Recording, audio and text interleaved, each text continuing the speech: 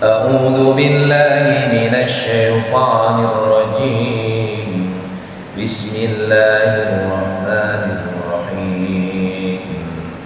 والله أنزل من السماء ماء فأحيا به الأرض بعد موتها إن في ذلك لآية لقوم يسمعون. وإن لكم في الأنعام لعبرة نسقيكم مما في بطونه من بين فرث ودم لبنا خالصا سائغا للشاربين ومن ثمرات النخيل وأعناب تتخذون منه سخرا ورزقا حسنا إن في ذلك لآية لقوم يعقلون. وأوحى ربك إلى النحل أن اتخذي من الجبال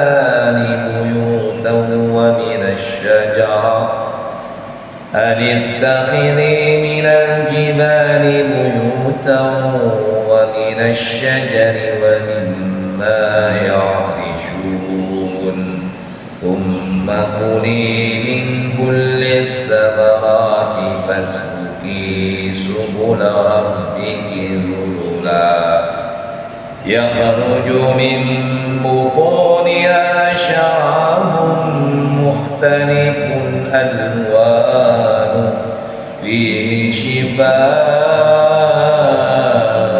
للناس إن في ذلك لآية لقوم يتفكرون. والله خلقكم ثم يتوفاكم ومنكم من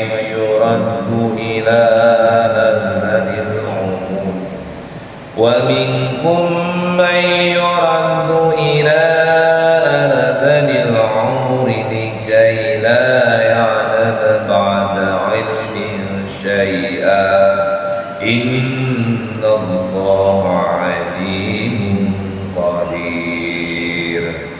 والله فضل بعضكم على بعض في الرزق فما الذين فضلوا براد رزقهم على ما ملكت أيمانهم فهم فيه سواء أفبنعمة الله يجحدون. والله جعل لكم من أنفسكم أزواجا وجعل لكم من أزواجكم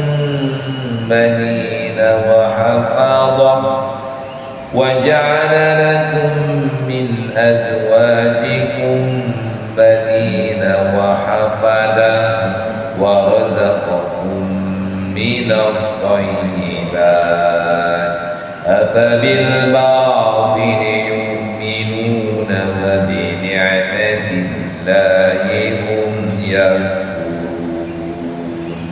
صدق الله العظيم. Nah, nadanya begitu tuh, pelan-pelan, ya. Enak kan nadanya barusan? Cocok untuk padalat tuh. Lagu Jiharkah namanya. Kita lihat ya badan, coba dicek, perhatikan. Wallahu anzala minas samai ma'a, dan Allah menurunkan dari langit air hujan. Fa ahya bil arda ba'da mautiha, kemudian Allah hidupkan dengan air hujan itu bumi sesudah dia tandus. Jadi ketika bumi itu sudah kering, sudah terjadi tanahnya retak, kemarau yang panjang, pokoknya Allah turunkan hujannya. Maka ketika hujan turun, bumi menjadi hidup kembali dengan tanah yang mulai menyubur, kemudian tanaman dan tumbuh-tumbuhan yang mulai tumbuh, berubah jadi tadinya warnanya kuning, coklat menjadi hijau. Itu maksudnya. Inna fi dzalika laayatan liqaumin yasma'un. Sesungguhnya dalam hal tersebut, artinya kejadian di mana hujan turun ke bumi dan menghidupkan bumi yang tadinya sudah mati, maka dalam hal tersebut terdapat tanda-tanda kebesaran Allah bagi orang yang mendengar. Jadi buka tutup kupingnya, gitu kalimatnya. Jangan kupingnya ditutupi. Dengarkan bagaimana Allah, bagaimana Rasulullah, bagaimana Al-Quran menceritakan tentang hal tersebut. Wa inna lakum fil an'ami la'ibrah. Dan sesungguhnya bagi kamu pada hewan ternak itu benar-benar terdapat pelajaran. Binatang ternak nih. Jadi binatang ternak itu macamnya banyak. Kambing, sapi, kebo, apalagi ayam, apalagi unta, dan sebagainya. Binatang ternak. Kalau binatang ternak artinya binatang yang diternakan, binatang yang dikembangbiakan, artinya binatang ternak. Jadi kalau binatang ternak jadi 2, jadi 4, jadi 5, jadi 6, jadi banyak. Itu namanya binatang ternak. Yang mereka berternak dengan cara dipelihara, dikasih makan, dikasih kandang, gitu kan. Dikasih berbagai macam hal yang membuat daripada binatang ternak itu menjadi semakin besar, bermanfaat, dan jadi lebih banyak. Termasuk ikan juga kan binatang ternak. Lele, ikan mas, ikan gurame, ikan ternak kan. Nah, di dalam binatang ternak itu terdapat pelajaran. Ya. Nah, ini berkaitan dengan binatang ternak yang pada umumnya yang menghasilkan daging dan susu. Nusqikum mimma fi butunihi. Nah, kami memberimu minum dari apa yang ada dalam perutnya. Jadi kita kan ada susu sapi, susu kambing, gitu kan. Susu kebo ada nggak? Susu kebo? Karena nggak konsumsi. Kalau kebo nggak dikonsumsi, tapi ada, tapi nggak dikonsumsi. Dari unta ada nggak? Ada susu unta kan. Jadi yang keluarkan susu itu unta, kambing, sapi, ya umumnya kan begitu kan. Yang lain-lain sebenarnya ada, tapi nggak dimanfaatkan oleh manusia. Tapi keumuman yang dimanfaatkan susunya adalah kambing, sapi, dan unta. Susu beruang. Emang ada beruang susu? Nangkapnya gimana itu? Emang beruang bisa diperes? Itu kan cuma capnya aja. Namanya aja. Nangkap beruang perlu diternak. Kalau nangkap beruang perlu dimakan dulu sama beruang. Beruang kan lebih galak dari panda kan. Kalau beruang itu tingginya kan bisa 2 kali tinggi manusia normal sekarang. Tingginya bisa 2 meteran, bisa 2 meter, bahkan ada yang 3 meter. Nangkapnya gimana? Kan buas sudah tahu buas. Itu merek aja susu beruang. Susu cap beruang maksudnya begitu. Bukan susu beruang. Entah nggak pada lihat beruang di susunya? Iya. Beruang itu merah, tapi yang punya adalah sapi, kambing, dan juga unta. Nah, kata Allah Subhanahu wa Ta'ala, kami memberi minum dari perutnya, dari air susu yang keluar dari perutnya, yang mimbaini farthim wadamin labanan khalisa, yang yaitu berupa susu murni antara kotoran dan darah. Jadi susu itu terbentuk dari kotoran dan darah. Artinya kotoran itu apa yang dimakan itu kan nanti kan diolah. Nah, diolah itu kan menjadi sarifati. Ada yang diarahkan ke energi berupa karbohidrat, ada yang diarahkan berupa bentuk protein buat ibu-ibu atau di binatang itu. Tapi pembentukan susu itu dari kotoran dan darah. Sehingga kalau susu kan lama-lama kan bisa dibekukan kan. Ya kan, susu itu kan lama-lama kalau bisa dibekukan menjadi keju kan, menjadi keju, mentega, ya kan, keju lah yang lain. Bisa juga dibentuk simori, lain sebagainya, lain sebagainya. Nah, pembentukan daripada susu itu yaitu antara kotoran dengan darah. Kata Allah Subhanahu wa taala begitu. Jadi min baini farsin wa damil labana, yakni susu murni antara kotoran dan darah, khalisan sa'idan lisyaribin, yang mudah ditelan bagi orang-orang yang minumnya. Jadi kalau minum susu kan gampang. Ya. Kalau minum susu kan sehat gitu kan. Nah itu, jadi susu sapi, susu kambing dan susu unta. Nah itu Allah ciptakan di perut binatang ternak itu, yang penciptaannya, pembentukan susu itu antara kotoran dengan darah, yang kemudian dari saripatinya bercampur keduanya menjadi bentuk susu. Kan aneh kan? Kepikiran nggak coba tiba-tiba di susu sapi di sini banyak susunya? Dari mana ada keluarnya itu? Ya kan? Nah itu pembentukannya dari kotoran, antara campuran kotoran dengan darah. Bukan kotoran-kotoran yang kita maksudkan pembuangan pembuangan kotoran sapi ataupun kambing, bukan, yang keluar dari pantatnya, bukan, yang di dalam perut. Jadi ketika memakan itu dihancurkan kan, menghancurkan kemudian melalui proses penggilingan. Nah dari saripati makanan itu yang kemudian bercampur dengan darah gitu, maka membentuk susu. Nah, kemudian inna fi dzalika laayatal yang berikutnya, wa min samaratin nakhili wal a'nab, dan dari buah kurma dan anggur, tattakhiduna minhu sakhara wa rizqan hasana, kamu membuat minuman yang memabukkan dan rezeki yang baik. Jadi dari saripati kurma dan anggur, makanya kan dari anggur dan kurma, dari kurma dan anggur itu bisa membuat arak, minuman yang memabukkan, ya kan? Ada di ekstrak, ada yang boleh difermentasi menjadi arak dari kurma dan anggur. Dan juga ada di situ rizqan hasanah, rezeki yang baik. Jadi tergantung nih mau dibikin apa nih kurma dan anggurnya, mau dibikin minuman yang memabukkan atau minuman yang menyehatkan. Tapi kata Allah Subhanahu wa taala di situ, dari kurma dan anggur kemudian dijadikan minuman yang memabukkan dan rezeki yang baik.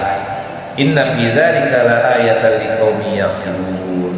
Nah, dalam hal tersebut, dalam proses kejadian tersebut atau proses pembentukan kurma dan anggur menjadi minuman yang memabukkan dan juga rezeki yang baik, itu terdapat tanda-tanda kebesaran Allah bagi orang yang berakal. Maka gunakan akal tuh, ya kan? Jadi kalau orang ingin membuat arak dari anggur dan kurma itu kan pakai strategi, nggak salah-salah kan? Nggak kemudian ditaruh begitu aja, kan? Ada proses-prosesnya dan lain sebagainya. Pergunakan akalnya untuk itu, dan juga pergunakan akal jangan sampai berlebihan dalam mengkonsumsi minuman yang memabukkannya. Itu maksudnya, jangan sampai hilangkan. Wa auha rabbuka ilan nahri, dan Allah dan Tuhanmu mengilhamkan kepada lebah. Nah ini, jadi Allah memberikan ilham kepada binatang lebah. Tahu lebah kan? Lebah. Kalau di Sunda namanya enggang. Jawa Barat namanya enggang. Lebah itu enggang. Kalau di Bengkulu apa namanya? Lebah ya. Madu. Lebah madu itu namanya. Madu ya madu. Lebah madu. Kalau tempat saya namanya enggang. Enggang. Ya, lebah lah umum. Dan Allah mengilhamkan kepada lebah, anittakhidhi minal jibali buyutan wa minasyajari wa mimma yahrishun, untuk membuat, artinya buatlah sarang di gunung-gunung, di pohon-pohon kayu dan tempat-tempat yang dibikin manusia. Maka kalau sarang lebah pasti ada di tempat itu. Ya, ada di gunung-gunung, di gunung-gunung itu dia bikin sarang di gunung-gunung. Banyak orang yang nyari sarang lebah itu bahkan di pinggir-pinggir pantai, karena lebah membuat sarangnya di pinggir-pinggir pantai yang batu-batunya terjal. Ada di beberapa daerah itu begitu nyari lebahnya di tebing-tebing dekat laut. Ya, karena madunya luar biasa. Nah kata Allah mengilhamkan kepada lebah-lebah untuk membuat sarang di gunung-gunung. Ada juga di pohon-pohon kayu, di pohon-pohonan. Di daerah Jawa Barat, di daerah Tasik itu Karena lebah itu sampai di atas pohon yang paling tinggi. Itu lebah bikin sarangnya. Jadi kalau mau ambil lebah itu sampai ngambil pagi itu sampai udah kayak lempengan ini. Busa. Atau busa itu yang untuk kursi itu. Yang untuk kursi apa namanya? Busa kan? Kalau kita ada kursi, jok kursi itu di dalamnya apa? Busanya kan? Iya, di dalamnya apa? Joknya atau kursinya, busanya.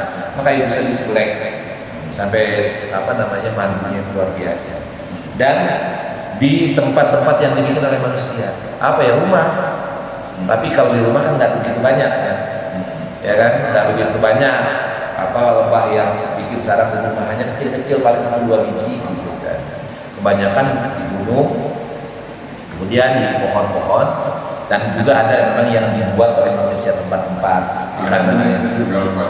Iya, iya. Tapi kan kalau jenisnya memang banyak sama. Ada yang lebahnya lebah madu, ada yang lebahnya bukan lebah madu, sama kayak semut. Ada yang galak, ada yang galak. Yang galak yang gede. Ya. Kalau yang kecil-kecil memang nggak galak, yang menghasilkan madunya itu nggak galak, madunya itu galak. Yang galak itu yang tentaranya, yang gede, yang sebesar ini nih. Itu ditungguin. Kalau udah ganggu sarangnya ditungguin sampai kapanpun. Gitu. Tapi kalau yang madu-madu yang kecil-kecil enggak. Itu namanya. Nah, tapi pada dasarnya sama artinya mereka memang ada tugasnya masing-masing. Kan ada yang menghasilkan, kan sama semut juga kan, ada yang dia adalah peternak, ada yang dia penyari makanan, macam-macam tugas-tugasnya. Yang lebah juga memiliki peranan masing-masing, maka jenisnya beda-beda. Ada yang menghasilkan madu, ada yang tidak menghasilkan madu, tetapi kan menyuplai makanan. Coba aja lihat semut. Kalau semut itu ada yang tukang ngangkut, nanti kemana, ke lubang mana. Nanti kalau kita gali lubang, di dalamnya ada macam-macam semut. Ada semut hitam, kecil, ada semut gede, ya kan? Nah, serangga juga sama. Ada yang gede, ada yang kecil. Ada yang hitam, ada yang warna ke coklat-coklatan. Macam-macam tuh. Ada yang warnanya bahkan ke kuning-kuningan. Serangga itu banyak macamnya. Tetapi Allah menjelaskan bahwa Allah mengilhamkan kepada serangga, buatlah rumah di bukit-bukit atau di gunung-gunung, kemudian di pohon-pohon kayu, dan juga di tempat-tempat yang dibangun oleh manusia. Itu Allah mengilhamkan, memberikan ilham kepada lebah, gitu kalimat. Kemudian summa kuli, nah kata Allah Subhanahu wa taala, kemudianlah makanlah dari segala macam buah-buahan. Summa kuli min kulli tsamarati fasluki subula rabbiki dzulula.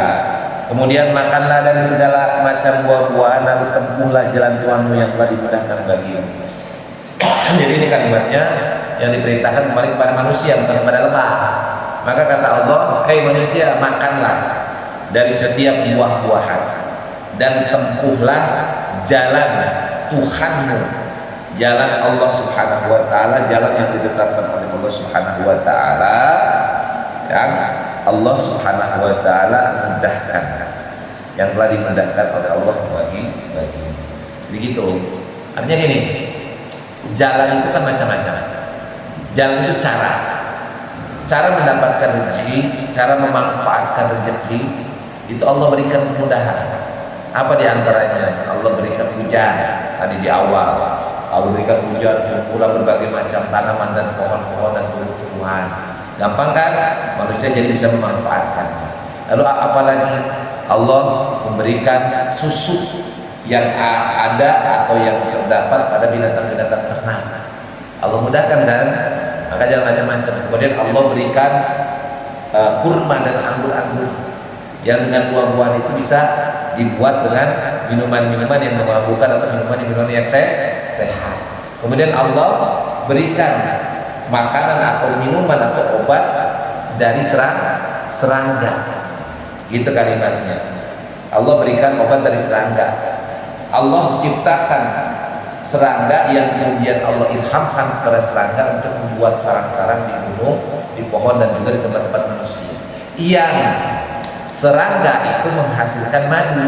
Maka dijelaskan di sini, yakhruju min butuniha, yang keluar dari perut serangga itu syarabun mukhtalifun alwan, kalimatnya. Lihat, lanjutin. dari perut lebah itu keluar minuman madu yang bermacam-macam warnanya.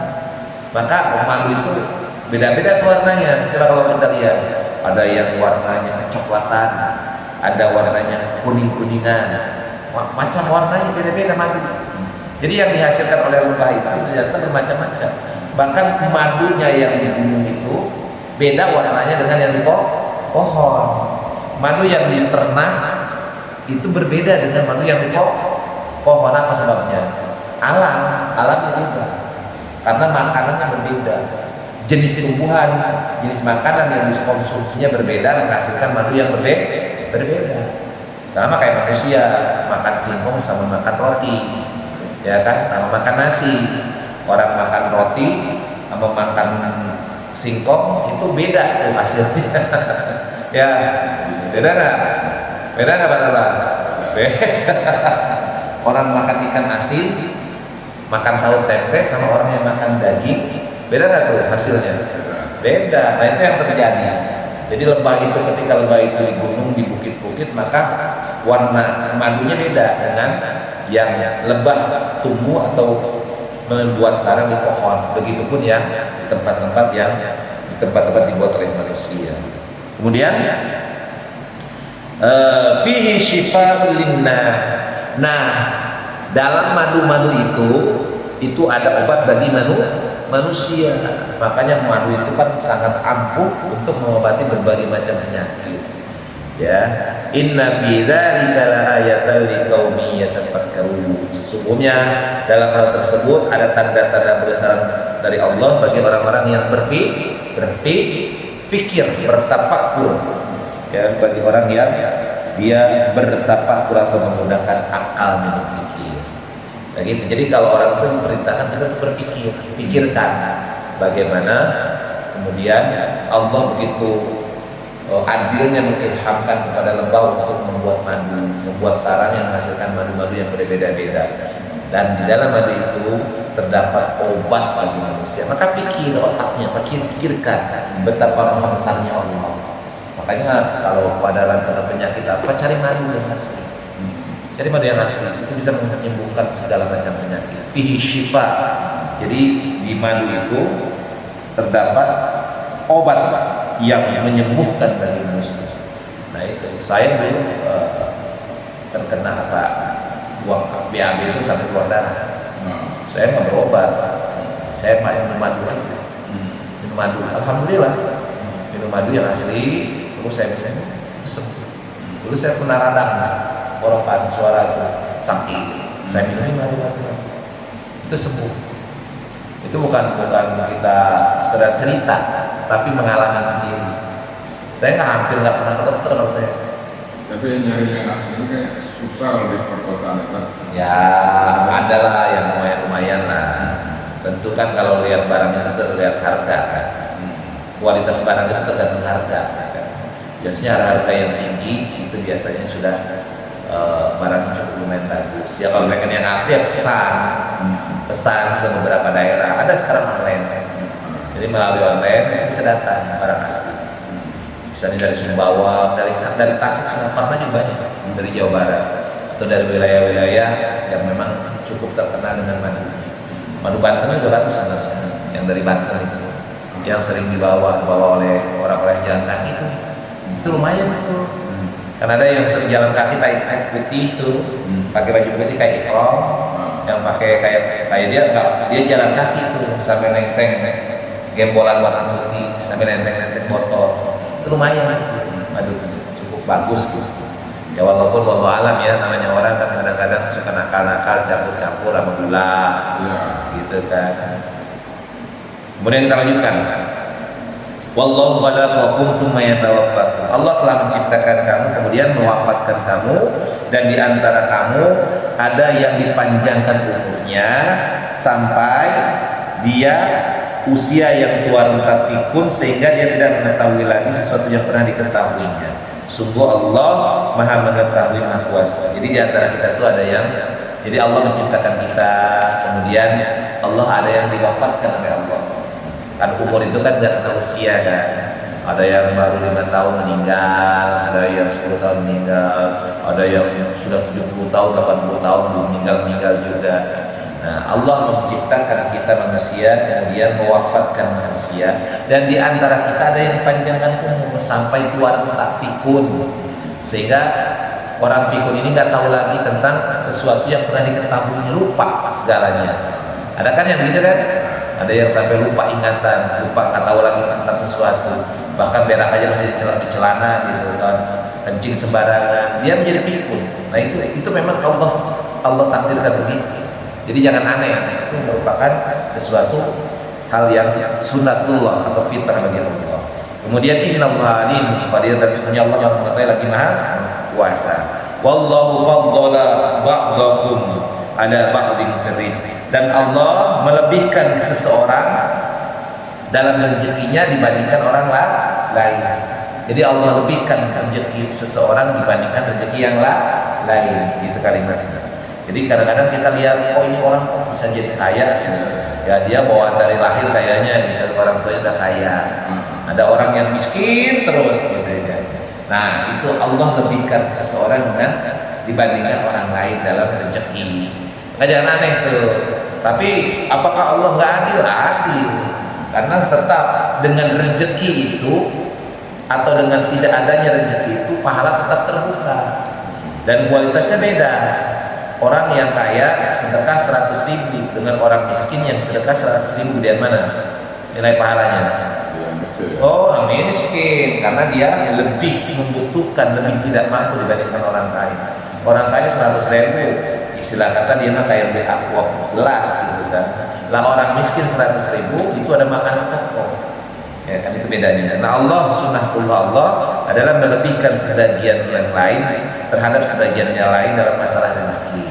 Faman ladina fudhilu bi ghairi rizqihim ala ma malakat aymanuhum fi sawa. Maka kata Allah Subhanahu wa taala, tetapi orang yang dilebihkan rezeki itu tidak mau memberikan rezekinya kepada hamba sahaya yang mereka miliki sehingga mereka sama-sama merasakan rezeki itu. Kebanyakan orang kaya nggak mau berbagi, tidak mau berbagi kepada orang yang miskin. Padahal Allah merintahkan mereka berbagi sehingga sama-sama merasakan rezeki itu. Jadi makanya ada orang kaya itu jangan senang. Kalau orang kaya dia tidak mau berbagi, pelit, azab akan menimpa dia.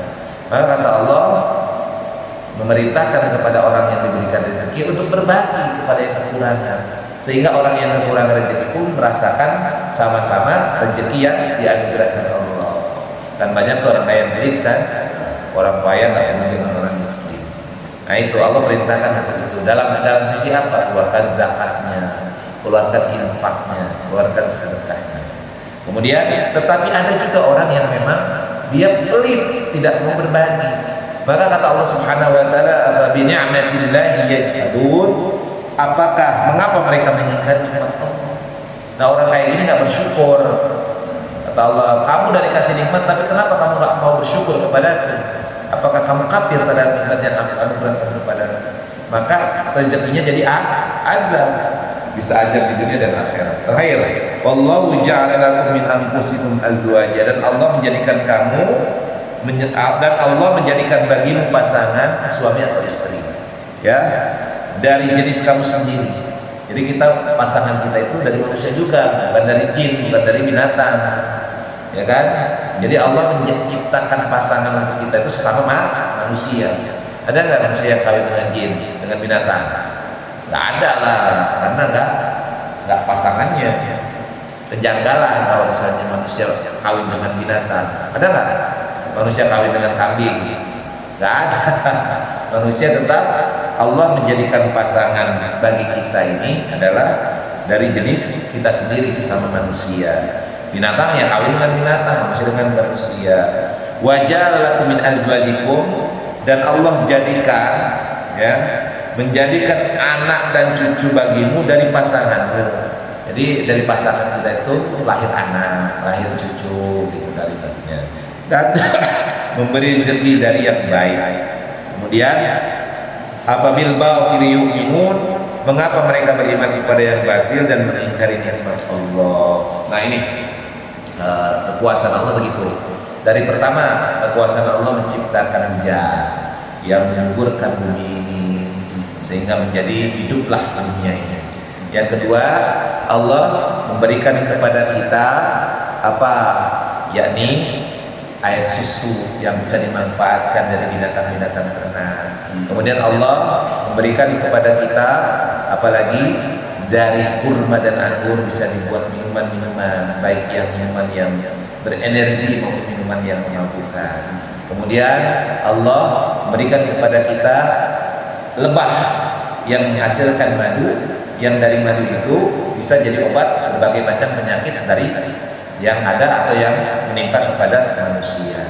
Dan Allah menciptakan kita kemudian akan mematikan kita, tetapi di antara kita ada yang dipanjangkan umur sampai pikun, sampai dia tidak mengetahui apapun.